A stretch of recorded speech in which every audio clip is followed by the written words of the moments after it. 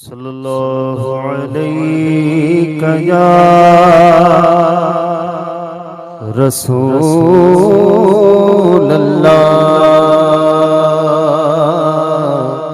وسلم علیہ یا حبیب۔ آج حضرت صدیق اکبر اور فاروق اعظم پہ اعتراض کرتے ہو کہ یہ لوگ اہل بیت کی مخالفت کرتے ہیں۔ آؤ ایک اور بہت اہم واقعہ عرض کروں۔ ایک دن خلافت فاروقی ہے، فاروق اعظم رضی اللہ تعالیٰ نے اپنے کاشانہ اقدس پر ہیں، مقدس قیام گاہ پر امام حسین رضی اللہ تعالیٰ نے کسی کام سے امیر المومنین کی ملاقات کے لیے وہاں تشریف لائے۔ دروازے پر پہنچے تو دیکھا کہ ایک دربان کھڑا ہے اور باہر حضرت عبداللہ ابن عمر رضی اللہ تعالیٰ جو امیر المومنین کے شہزادے وہ وہاں کھڑے ہیں۔ امام حسین کھڑے ہوئے پوچھنے لگے خیریت تو ہے؟ میں امیر المومنین سے ملنے کے لیے آیا ہوں۔ تو حضرت عبداللہ ابن عمر کی طرح حضرت عبداللہ ابن عمر نے کہا کہ ہاں میں بھی بابا جان سے ملاقات کے لیے آیا، لیکن اس وقت بابا جان اندر ملک شام کے گورنر حضرت امیر معاویہ سے محو گفتگو ہے، کوئی رازداری کی بات ہو رہی۔ انہوں نے پابندی کر لگا دی، پہرے دار رکھ دیے، غلام سے کہہ دیا کہ خبردار کسی کو اندر آنے مت دینا، سرکاری کام کاج ہے، کوئی عیب کی بات تو نہیں۔ کہا اسی لیے عبداللہ ابن عمر نے کہا مجھ کو بھی روک رکھا، یہ بیٹے ہیں امیر المومنین اور ان کو باہر روک رکھا۔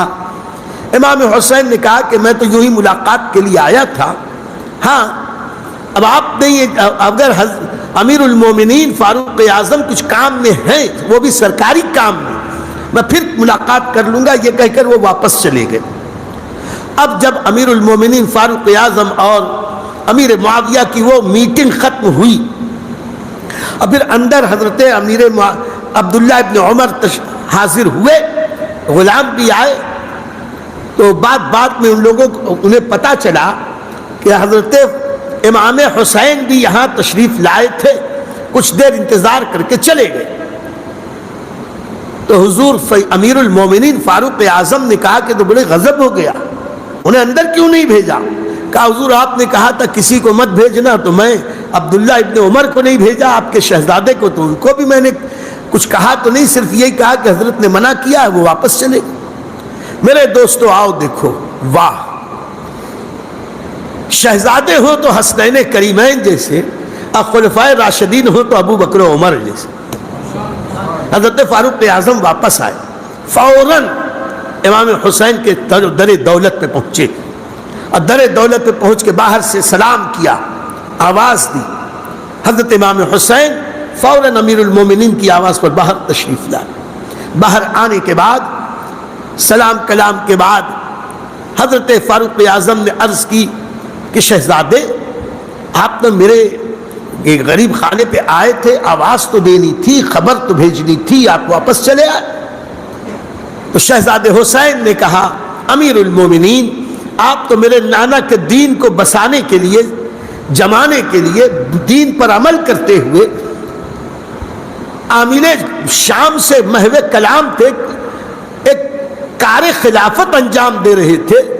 جب میں نے یہ دیکھا کہ آپ کے شہزادے باہر کھڑے ہیں، مناسب نہیں جانا کہ میں اس میں ڈسٹرب کروں، چلا آیا۔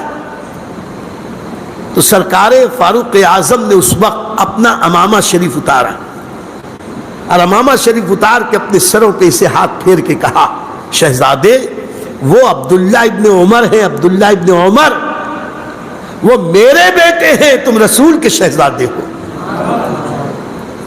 وہ تمہاری برابری نہیں کر سکتے، انہیں روکا جا سکتا ہے، آپ کو نہیں روکا جا سکتا۔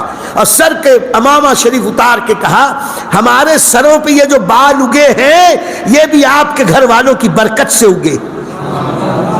یہ کون کہہ رہا ہے؟ بریلی کی زبان ہے، صحابہ کا کردار ہے۔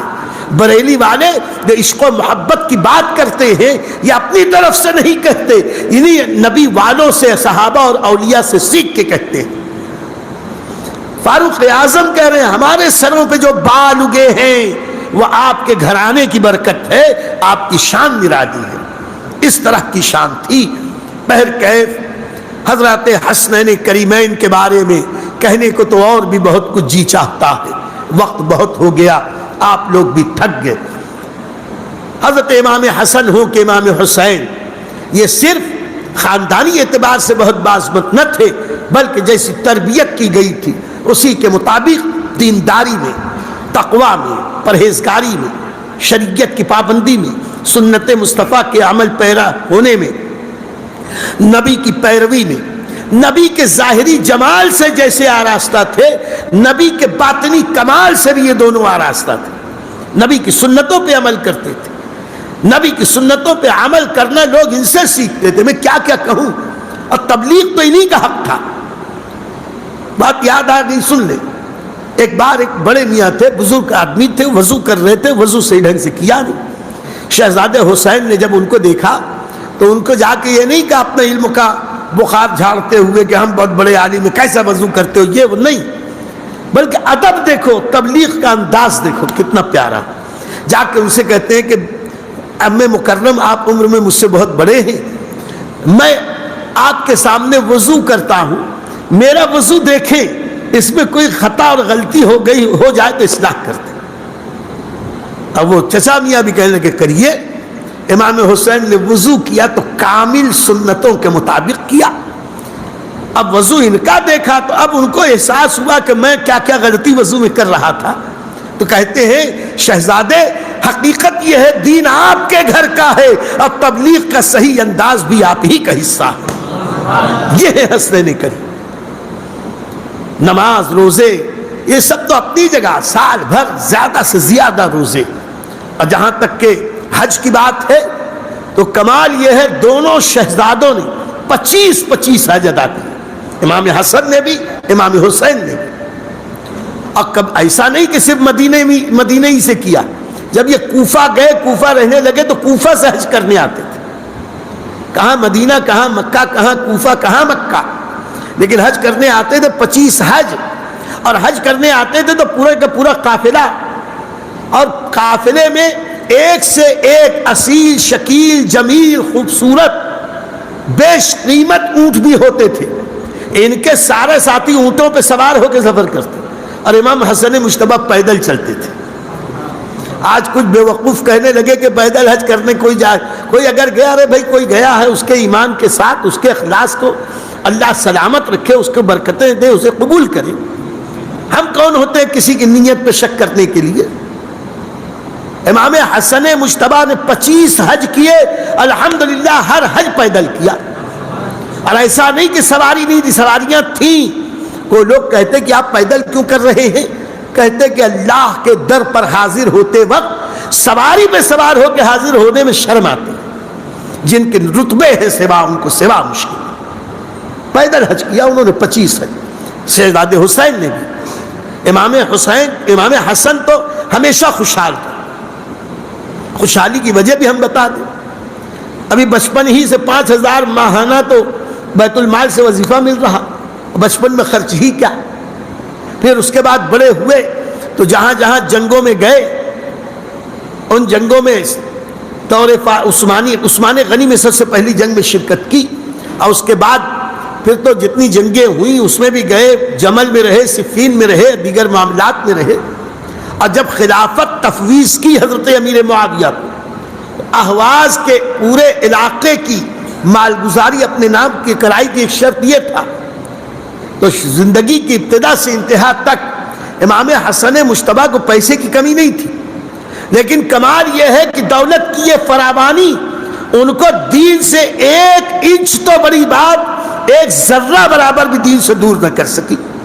فخر اور غرور کیا چیز ہے ان کو معلوم ہی نہیں۔ اتنی نرمی اور ملائمت سے بات کرتے تھے کہ جو بھی کلام کرے لوگ یہ چاہتے تھے کہ حضور اور بولیں ہم اور سنیں، سرکار اور بولیں ہم اور سنیں۔ اور عطا کی بات آتی تھی تو ایسی عطائیں، واہ اللہ کی پناہ۔ ہاں، اللہ کی پناہ سے مراد اللہ ہی کا کرم، اللہ کا کرم، اتنی عطا۔ ایک دن ایک بندہ مسجد نبوی میں دعا کر رہا تھا، اور اتفاق ہے بے خیالی میں زور سے آواز نکل گئی، اے اللہ 10,000 درہم کی بڑی ضرورت ہے، اللہ کہیں سے 10,000 درہم دے دے، اے اللہ 10,000 درہم کی ضرورت ہے، کہیں سے 10,000 درہم دے دے۔ انہوں نے کسی سے کہا نہیں، اپنے اللہ سے کہا. امام حسن وہاں سے گزر رہے تھے، کان میں آواز گئی، فوراً گھر گئے، 10,000 درہم لیا، لے کے بھیجا مسجد میں، فلاں فلاں شخص سے جا کے دے دیں. آج ہیں ایسے دینے والے؟ آج تو لوگوں کو بول بول کے تھک جا. ہم ہی سے لوگ کہیں تو ہم یہی کہیں کتنوں کو دوں، سبھی تو ضرورت مند، کتنوں کو دوں، بہانہ بہت اچھا. امام حسن مجتبیٰ وہ ایک دن ایسا ہوا کہ امام حسین شہید کربلا مسجد میں معتکف ہے، اور اعتکاف کی حالت میں امام حسین سے کسی ضرورت مند نے کہا مجھ کو ایسی ایسی ضرورت ہے، کچھ عطا فرما دو. انہوں نے کہا کہ معاف کرنا، میں اعتکاف میں ہوں، ابھی کہاں جاؤں، کہیں جا نہیں سکتا. کوئی عذر رہا ہوگا، اعتکاف کا عذر پیش کیا. وہ وہاں سے واپس آئے تو اتفاق سے کچھ دور پہ امام حسن ملے، ان سے بھی کہا. امام حسن مجتبیٰ نے فوراً اپنے اعتکاف کو موقوف کیا، موقوف کر کے گھر گئے، اس کی ضرورت پوری کی، پھر آ کے اعتکاف کو شروع کیا، اور جو شریعت کا قاعدہ تھا اس کے مطابق اعتکاف کو پورا کیا. کسی نے کہا کہ حضور آپ نے اعتکاف کو ایسا موقوف کیا، توڑ دیا. کہا کہ اعتکاف کے اس ٹوٹنے کی جو جزا ہے وہ میں دیکھ سکتا ہوں، لیکن اس کا دل ٹوٹ جاتا تو اس کو میں کیسے جوڑتا. اور ایک مومن کی ضرورت پوری کرنا اور اس کا دل جوڑنا اللہ کو بہت پسند ہے. میں نے اس حالت میں بھی اس کی مدد کی، اور مدد کرنے پہ آتے تھے تو لاکھوں لاکھ درہم ازواج مطہرات کو، اپنی نانی جان کو، جتنی نانیاں تھیں ان کو دیتے، لاکھوں لاکھ درہم عام لوگوں کو دے دیتے تھے. اور اتنا دیتے ان کے دسترخوان پر کوفے میں سینکڑوں لوگ صبح و شام ان کے لنگر پہ کھانا کھاتے تھے. ان کو اللہ نے وہ دولت دی تھی. ایک بار انہوں نے کہا کہ میری جتنی جائیداد پیسہ جمع کرو. جمع کیا گیا کہ اس کا آدھا آدھا کرو. آدھا آدھا کیا تو یہاں تک کیا کہ اگر جوتے کا 2 جوڑ ہے تو ایک جوتا ادھر ایک جوتا ادھر، ایک جھاڑو ادھر ایک جھاڑو ادھر. اپنے مال کو کہا میں نے ارادہ کیا ہے کہ اپنے مال کا آدھا حصہ اللہ کی راہ میں دوں گا. ایسا 3 بار کیا. کبھی تہائی مال دے دیتے، کبھی پورا مال دے دیتے، کبھی آدھا مال دے دیتے. لیکن نبی کی دعا کی برکت تھی کہ جتنا دیتے اس سے زیادہ آ جاتا. ایک بار اتفاق سے امیر معاویہ رضی اللہ تعالیٰ عنہ کے زمانے میں ہر سال امیر معاویہ رضی اللہ تعالیٰ عنہ بھی 1 لاکھ درہم بھیجا کرتے تھے ان کی خدمت میں، اور امام حسن مجتبیٰ اسے وصول فرماتا. ایک سال اتفاق سے وہ پیسہ آنے میں کچھ دیر ہو گئی. یہ سوچنے لگے کہ ضرورت بھی بہت ہے، اور ظاہر سی بات ہے کوئی ایسے سخی داتا ہوتا ہے تو جتنے آس پاس کے لوگ ہیں سبھی انہی کی طرف تاکتے رہتے ہیں. ضرورت مند، مجبوری بھی ہوتی ہے. حضرت امام حسن سوچنے لگے کہ ابھی تک دے نہیں رہے. یہاں تک کہ امام حسن مجتبیٰ رضی اللہ تعالیٰ عنہ نے یہ ارادہ کیا کہ امیر معاویہ کو خط لکھوں کہ بھئی وعدے کے مطابق وہ پیسہ تو بھیج دو. یہاں تک کہ کاغذ منگا لیا، قلم و دوات منگا دی، قلم کو ہاتھ میں لے لیا، لیکن پھر قلم رکھ دیا. کہا کہ ہمت نہیں ہو، غیرت گوارا نہیں کرتی. یہ کہا رات کا وقت تھا، سوئے نصیبہ بیدار ہوا. رسول پاک صاحب الاولیاء خواب میں تشریف لائے. سرکار نے خواب ہی میں پوچھا کہ شہزادے حسن کیا بات ہے، کچھ تکلیف میں نظر آتے ہو. خواب ہی میں عرض کی کہ حضور ایسا ایسا معاملہ ہے، ملک امیر شام نے میرا آذوقہ وظیفہ بھیجا نہیں، اس لیے میں پریشان تھا. سوچا خط لکھوں. کا لکھا خط نہیں. فرمایا کہ ضرورت پر رب الارباب سے متوجہ ہونا چاہیے، بندوں سے کیا مانگنا. خواب ہی کی بات. لیکن اللہ والوں کے خواب بھی ہمارے جیسے نہیں ہوتے. ہم تو جب دیکھے سڑا گلا بسا ہی خواب دیکھتے، الٹا ہی سیدھا خواب. اللہ والوں کی شان بھی. سرکار ابد قراس نے ارشاد فرمایا کیوں نہیں تم یہ دعا پڑھتے. خواب ہی میں سرکار نے ایک دعا تلقین فرمائی، کافی طویل دعا ہے. حضرت امام حسن فرماتے ہیں کہ میں اٹھا، میں نے خواب وہ دعا پڑھنی شروع کی. 1 ہفتہ نہ بیتا تھا کہ امیر معاویہ کی طرف سے اس سال 5 لاکھ درہم آ گئے. جس دن درہم آئے مجھ کو جو کرنا تھا کیا، وہی بانٹنا تھا بانٹا. رات سوئے تو پھر سرکار خواب میں تشریف لائے. کہا شہزادے کیا حال ہے؟ کہا حضور کرم آپ کے برکت سے امیر شام نے 1 لاکھ کی بجائے 5 لاکھ بھیج دیے. کہا کہ بتاؤ وہ بہتر تھا کہ یہ بہتر ہے؟ یہ ہے اللہ والوں کی شان. پوری زندگی ایثار و قربانی میں انہوں نے بسر کی. نماز، روزہ، حج، زکوٰۃ، صدقہ، خیرات. کون سا نیک عمل ہے جو امام حسن کے پاس نہ تھا؟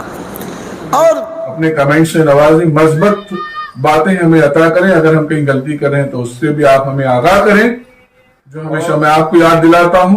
اب بھی آپ توجہ فرمائیں، نوازش ہوگی آپ معمار ملت چینل کو سبسکرائب کریں اور لائک کریں. لائک کرنے سے ناظرین یہ ہوتا ہے کہ یوٹیوب چینل اس کلپ کو، اس ویڈیو کو دوسرے ویورز تک فارورڈ کرتا ہے.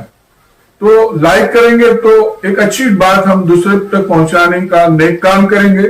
اور معمار ملت چینل کو بھی گروتھ ہے، سبسکرائب ضرور کریں اور لائک بھی ضرور کریں، اور ہو سکے تو شیئر بھی کریں. السلام علیکم ورحمۃ اللہ وبرکاتہ.